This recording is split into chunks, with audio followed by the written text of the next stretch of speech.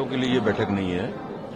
Bharatiya Janata party में हमारे चुनाव यहाँ पे तो पहले ही संपन्न हो गए थे। उसके बाद भारतीय जनता पार्टी के बड़ी संख्या में करीब 250 से 250 के ऊपर कार्यकर्ता हमारे विभिन्न क्षेत्रों में भी उनका जाना हुआ था चुनाव प्रचार में, अलग अलग लोकसभा क्षेत्र में। और उसके आने के बाद एक लोकसभा की दृष्टि से समीक्षात्मक बैठक है और संगठनात्मक विषयों पर और एक संक्षिप्त सी चर्चा भी है। शिव डहरिया जी ने आपकी समीक्षा बैठक में एक सवालिया निशान लगाते हुए कहा है कि 7 तारीख को चुनाव कंप्लीट हो चुका है, उसके बाद भारतीय जनता पार्टी की नींदें खुली हैं।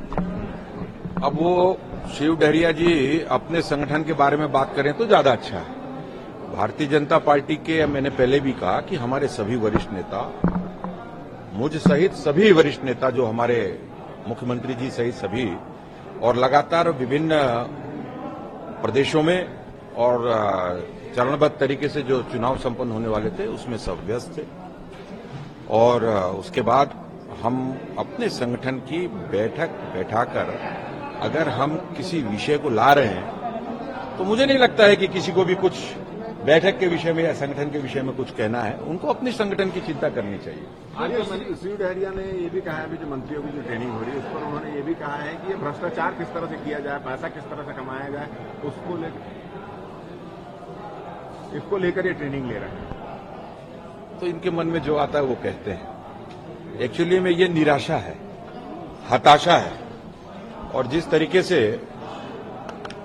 पूरे देश ने आदरणीय प्रधानमंत्री मोदी जी के ऊपर विश्वास व्यक्त किया है और उनको अपना समर्थन दिया है और कहने के लिए कुछ है नहीं, और जिस चीज का छाप उनके ऊपर लगा हुआ है, 5 साल तक जिस तरीके से इन लोगों ने भ्रष्टाचार किया है कांग्रेस की सरकार में रहते हुए, और इसलिए उनको सब तरफ वैसा ही दिखता है। भारतीय जनता पार्टी विशुद्ध रूप से अपने संगठन के कार्यों की समय समय पर समीक्षा करती है, बैठक करती है। बैठकों के माध्यम से पदाधिकारी जो हमारे लोकसभा के क्लस्टर इंचार्ज हैं, जो हमारे वहां के प्रभारी हैं, लोकसभा के हमारे उस जिले के अध्यक्ष हैं, हमारे प्रत्याशी हैं, उनके साथ बैठकर और निश्चित रूप से उस लोकसभा क्षेत्र की संगठन प्रमुख हैं आप। शिव डहरिया जी का कहना है कि मैनेजमेंट की ट्रेनिंग लेने की जरूरत क्या है जब 3 बार के मुख्यमंत्री उनके साथ हैं। क्या रमन सिंह जी को हाशिए पर डाल दिया गया है, उस प्रकार की बात हुई? नहीं, मुझे लगता है कि हर समय की तरह इस समय भी और कांग्रेस ने शिव डहरिया जी का चयन किया है कि वह कुछ भी बोले, क्योंकि ये लोग कुछ भी बोलते हैं। और गंभीरता तो इस बात से ही नहीं समझ में आती है कि भाई भारतीय जनता पार्टी अपने संगठन में अपने पदाधिकारियों के साथ, अपने वरिष्ठ लोगों के साथ अगर बैठ रही है तो इसमें भी अगर वो आपत्ति करेंगे और इसमें भी वो प्रश्न उठाएंगे तो बड़ा आश्चर्य लगता है मुझको।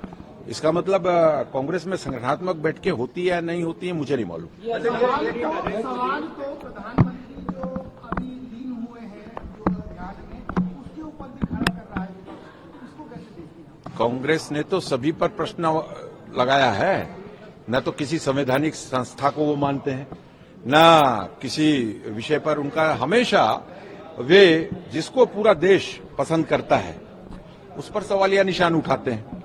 तो ये तो एक चुनाव समाप्त हो गया। जैसा कि आदरणीय प्रधानमंत्री जी हर चुनाव के बाद 2 दिन के लिए अपने ध्यान में जाते हैं और कई पार्टियों में अलग अलग जगहों पे कहीं कोई छुट्टी मनाने जा रहा है, कोई लंदन जा रहे हैं, कोई कहीं जा रहे हैं। ये अच्छा नहीं है क्या कि प्रधानमंत्री जी अपने देश में ही बैठकर और स्वामी विवेकानंद जी के रॉक पर और ध्यानमग्न हो रहे हैं और वहां पे कन्याकुमारी में मंदिर में दर्शन जाकर, ये तो अच्छी है, पूरा देश इसकी तारीफ कर रहा है। लेकिन इनको हर चीज में कोई ना कोई नुक्ताचीनी करनी है, इसलिए कुछ न कुछ बोलना है। मैंने कहा ना, ये हताशा और निराशा की ये पूरा लक्षण है एकदम सीधे। ये आज की बैठक में काउंटिंग को लेकर भी चर्चा होगी। बातचीत विषय सभी प्रकार की होगी, बैठक में सब अपने विषय में रहती है। तैयारी क्या है काउंटिंग को लेकर? आप नहीं, अच्छी तैयारी, पूरी तैयारी है। तीसरी कार्यकाल में आने वाले 6 महीने में भूकंप आने वाला, भूकंप के झटके पाटन में भी सुनाई देंगे क्या?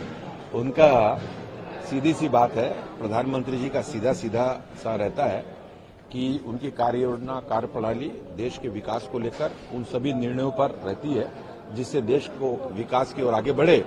और जो ये इंडी गठबंधन वाले लोग हैं, ठगबंधन का एक बहुत बड़ा जीता जागता उदाहरण है। और इन लोग जिस तरीके से इतने वर्षों में इस देश में राज करने के बाद भी और कांग्रेस ने पूरे देश की और देशवासियों की कोई सुध नहीं ली। 10 वर्षों में जिस तरीके से विकास के मापदंड तय किया है आदरणीय प्रधानमंत्री जी ने, पूरे विश्व में एक कीर्तिमान बना है। कई देशों से यहाँ की प्रधानमंत्री जी की कल्याणकारी योजनाओं के बारे में पूछा जाता है कि आप यहाँ कैसे कर रहे हैं, हमें अपने देश में लागू करना है। इन सभी बातों को और स्वाभाविक रूप से प्रधानमंत्री जी की कार्यशैली है और लोगों को तकलीफ इसलिए होती है विपक्षी दलों को कि उन्होंने कभी देश के लिए कुछ किया नहीं, कुछ सोचा नहीं।